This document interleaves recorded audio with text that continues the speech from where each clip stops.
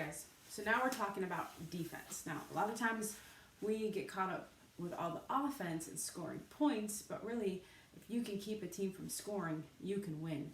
So defense is important. My coach used to always say, offense wins games, defense wins championships. And guess what? My senior year, we were in double overtime. We did lose though, so I guess that doesn't really apply. But that being said, defense is super important because you can stop people and then you score.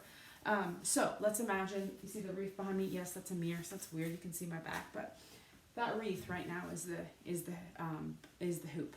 Okay, if I'm on defense and my camera, you right there, are on offense, I have to keep my behind between the wreath, which is the hoop, and my player at all times. Okay, if I turn it all, they're gonna have a free shot. So the biggest key is keeping my butt between my player and the hoop.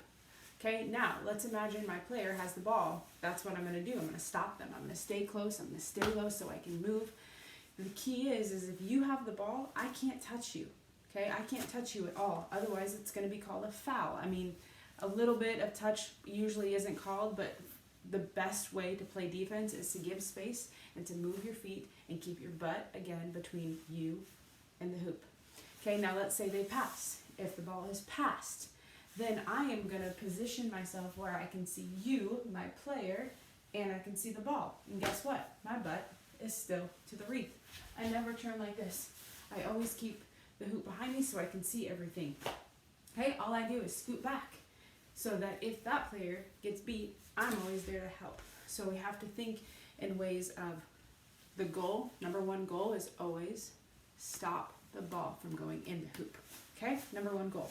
Stop the ball from going in the hoop and stop the person with the ball.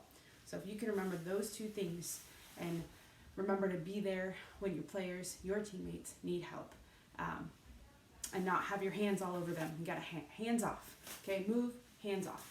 So that's the basics of defense.